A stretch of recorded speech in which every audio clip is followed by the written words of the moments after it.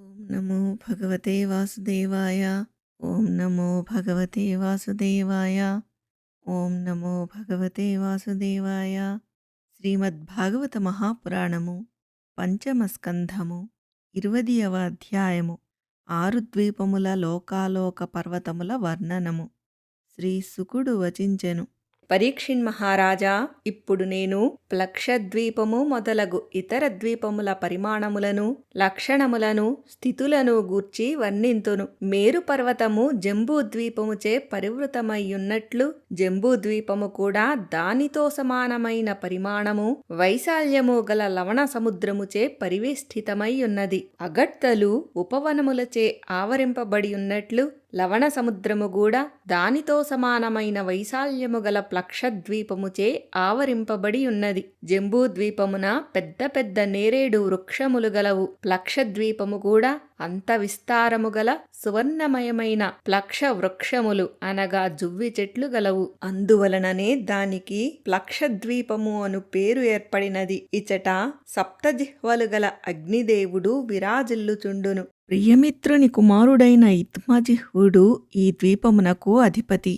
అతడు ఈ ప్లక్షద్వీపమును 7 ఖండములుగా విభజించెను. వాటిని తన పుత్రులకు అప్పగించెను. వారి పేర్లతోడనే ఆ ద్వీపములు కూడా వ్యవహరింపబడినవి. అనంతరము ఆ ఇద్మజిహ్వుడు ఆధ్యాత్మయోగమును ఆశ్రయించి సన్యాసాశ్రమమును స్వీకరించెను. వరుసగా ఈ ఖండములకు శివము, యవసము, సుభద్రము, శాంతము, క్షేమము, అమృతము, అభయము అని పేర్లు. వీటి యందు 7 పర్వతములు 7 నదులుగా పేరుగాంచినవి. మణికూటము, వజ్రకూటము, ఇంద్రసేనము, జ్యోతిష్మంతము, సుపర్ణము, హిరణ్యష్ఠీవము, మేఘమాలము అనునవి ఈ మహాపర్వతముల పేర్లు. అట్లే అరుణ, రుమణ, ఆంగిరసి, సావిత్రి, సుప్రభాత, ఋతంభర, సత్యంభర అనునవి 7 మహానదుల పేర్లు. ఇచట హంస, పతంగ, ఊర్ధ్వాయన,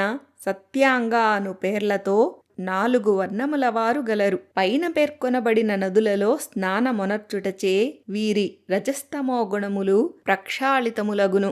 వీరి ఆయుఃప్రమాణము 1000 సంవత్సరములు. దేవతల వలెనే వీరి శరీరముల యందు బడలికలు గాని చెమటలు గాని కలుగవు. సంతానోత్పత్తి విషయములో కూడా వీరు దేవతలతో సమానులు. వేదస్వరూపుడగు సూర్యభగవానుని వీరు వేదోక్త మంత్రముల ద్వారా ఉపాసించుదురు. వీరు సూర్యుని స్వర్గద్వారముగాను తమ ఆత్మస్వరూపునిగాను భావింతురు. సూర్యభగవానుడు అనాది జగత్కారణుడు అనగా ప్రాచీనుడు, నిర్వికారుడు. వేదములయందు పేర్కొనబడిన శుభాశుభ కర్మలకు అధిష్టాత.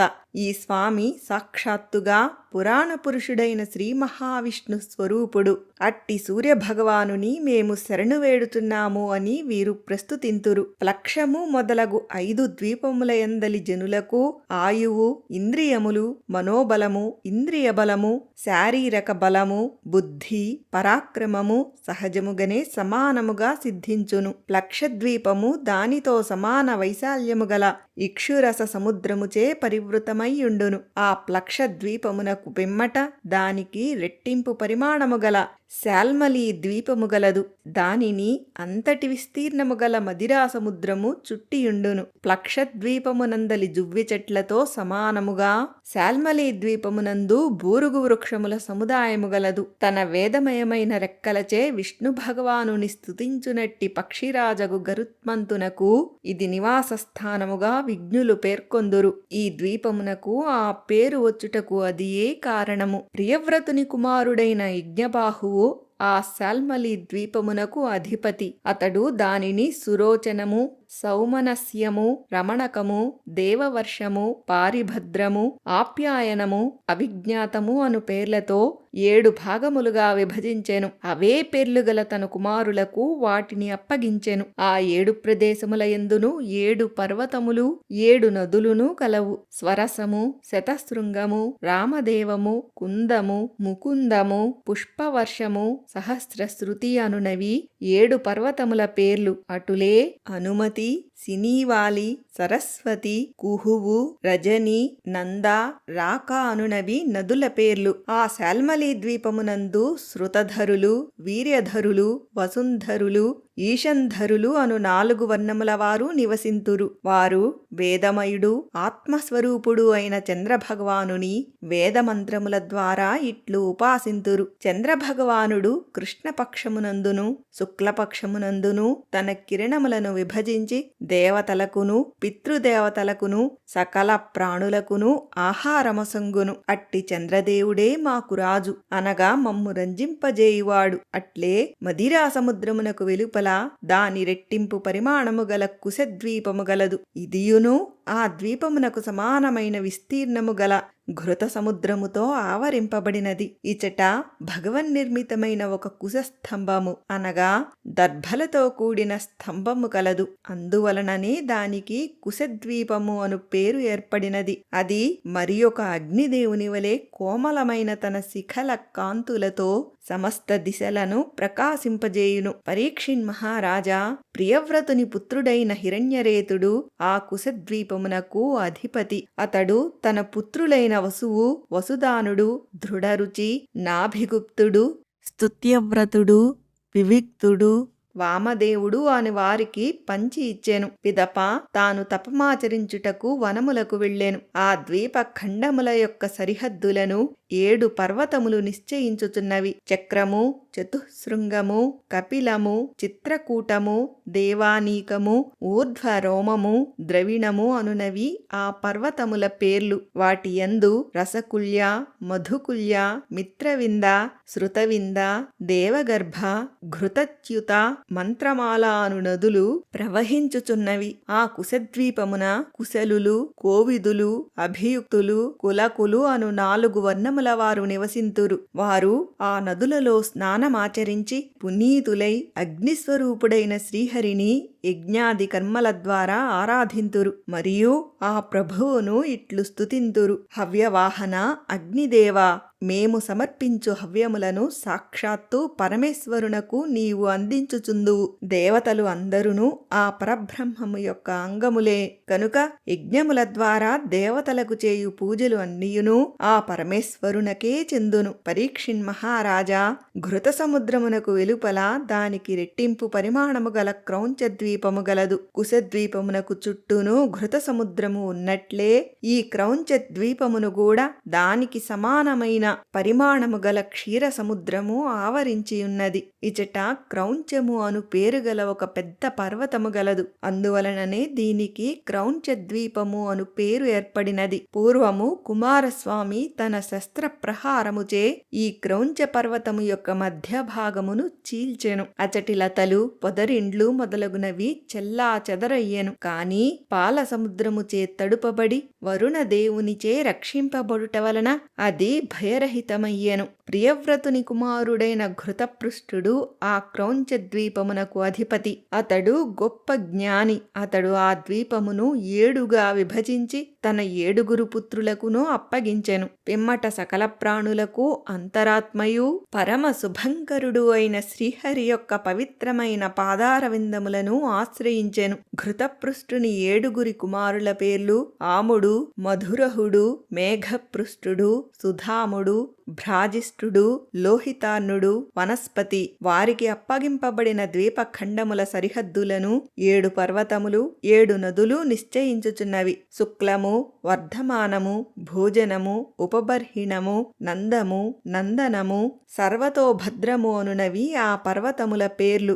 అభయ, అమృతౌఘ, ఆర్యక, తీర్థవతి, వృత్తి రూపవతి, పవిత్రవతి, శుక్ల అనునవి ఆ నదుల పేర్లు. ఆ క్రౌంచ ద్వీపమున పురుషులు, వృషభులు, ద్రవిణులు, దేవకులు అను 4 వర్ణముల వారు నివసింతురు. వారు పవిత్రమైన నిర్మలమైన ఆ నదులయందు స్నానమాచరించి జలాంజలుల ద్వారా జలదేవతను ఉపాసించుచూ ఇట్లు స్తుతింతురు: ఓ జలాధిదేవతలారా, మీరు పరమాత్మ నుండి మిక్కిలి సామర్థ్యమును పొందినవారు. భూ భువః సువః అను 3 లోకములను పవిత్రమునర్చుచుందురు. మీ స్వరూపము చేతనే సకల పాపములను పారద్రోలుదురు. మీలో స్నానాదులను చేయుచున్నాము, మమ్ములను పవిత్రులను చేయుడు. అట్లే క్షీరసముద్రము తరువాత దానికి 4 వైపులా 32 లక్షల యోజనముల వైశాల్యము గల శాకద్వీపము గలదు. దానికి సమానమైన పరిమాణము గల మజ్జిగ అనగా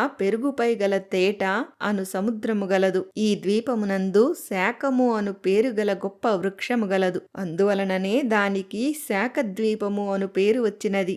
దాని యొక్క మనోహరమైన పరిమళము ఆ ద్వీపమును పూర్తిగా గుబాళింపజేయుచున్నది. ప్రియవ్రతుని కుమారుడైన మేధాతిథి ఆ ద్వీపమునకు అధిపతి. అతడును తన ద్వీపమును 7 భాగములుగా విభజించి పురోజవుడు, మనోజవుడు, పవమానుడు, ధూమ్రానీకుడు, చిత్రరేపుడు, బహురూపుడు, విశ్వధారుడు అను 7 మంది పుత్రులకు అప్పగించెను. పిమ్మట అతడు అనంతుడైన పరమాత్మయందు చిత్తము నిలిపి తపోవనమునకు ఏగెను. ఈ ద్వీప ఖండముల సరిహద్దులను నిర్ణయించుచూ 7 పర్వతములు 7 నదులును కలవు. ఈశానము, ఉరుశృంగము, బలభద్రము, శతకేసరము, సహస్రస్రోతస్సు, దేవపాలము, మహానసము అనునవి ఆ పర్వతముల పేర్లు. అనఘ, ఆయుర్ద, ఉభయస్పృష్టి, అపరాజిత, పంచపది, సహస్రశ్రుతి, నిజధృతి అనునవి ఆ నదుల పేర్లు. ఆ ద్వీపమునందు ఋతవ్రతుడు, సత్యవ్రతుడు, దానవ్రతుడు,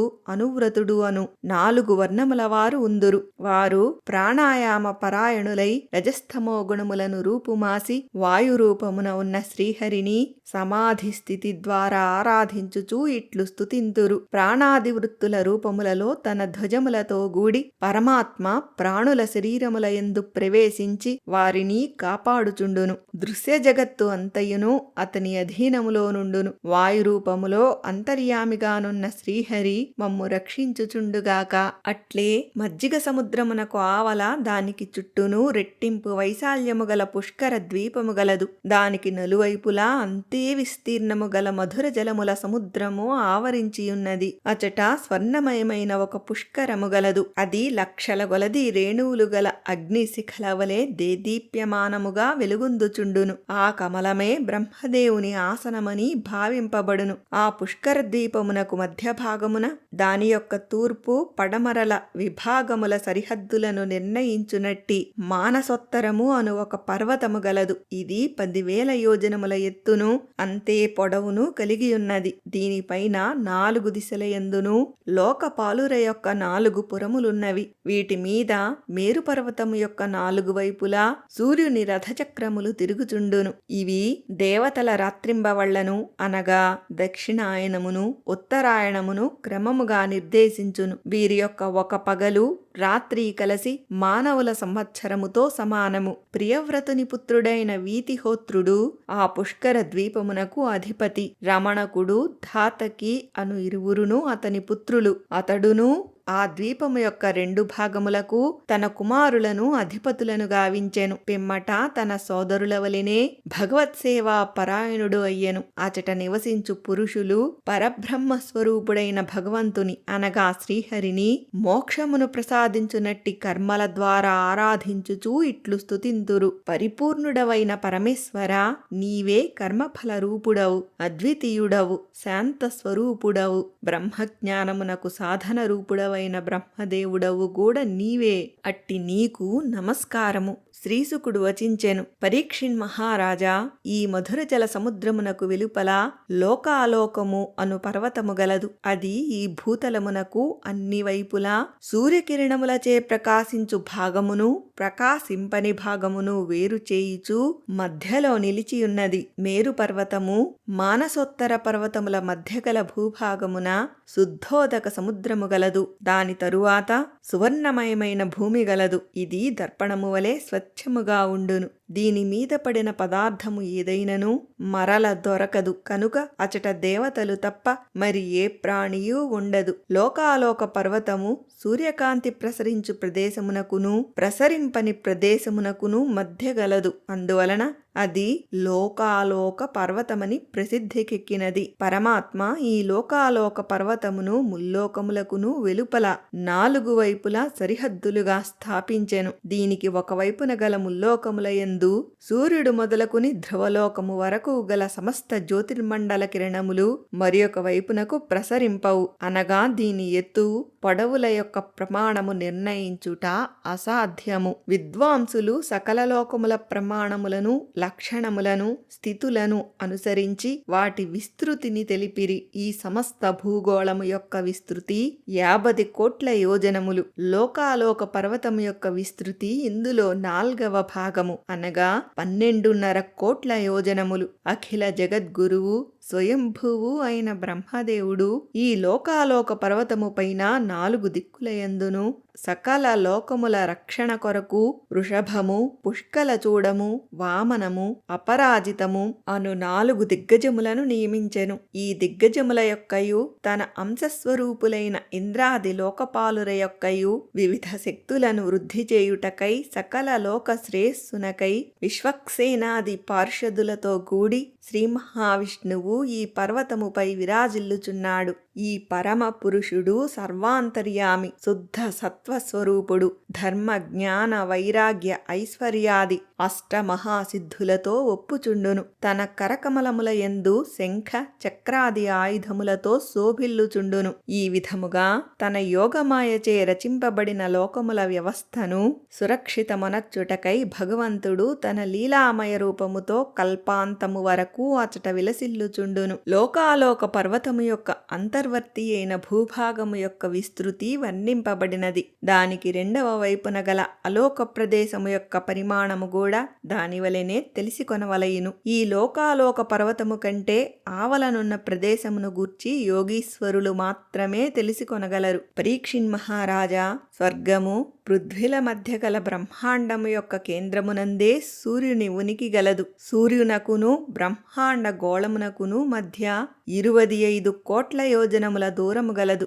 సూర్యుడు ఈ మృత అనగా అచేతన అండమునందు తేజోరూపమున విరాజిల్లుచున్నాడు. అందువలన ఇతడు మార్తాండు అను పేరు గలిగి ఉన్నాడు. సూర్యుడు హిరణ్మయ అనగా జ్యోతిర్మయ బ్రహ్మాండము నుండి ప్రకటితుడు అగుట వలన హిరణ్యగర్భుడు అను పేరుతో ప్రసిద్ధి వహించెను. సూర్యుని ద్వారానే దిక్కులు, ఆకాశము, అంతరిక్షము, భూలోకము, స్వర్గము, మోక్షము, నరకము, రసాతలము ఇంకను సమస్త భాగముల విభజన చేయబడినది. దేవతలు, పశుపక్ష్యాదులు, మనుష్యులు, సరీసృపములు, ప్రాకుడు జంతువులు, లతలు, వృక్షములు మొదలగు సమస్త జీవకోటికి సూర్యుడే ఆత్మ.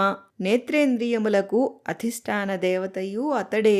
ఇది శ్రీమద్భాగవత మహాపురాణమునందలి 5వ స్కంధమునందు 20వ అధ్యాయము. ఓం నమో భగవతే వాసుదేవాయ. ఓం నమో భగవతే వాసుదేవాయ. ఓం నమో భగవతే వాసుదేవాయ. స్వస్తి.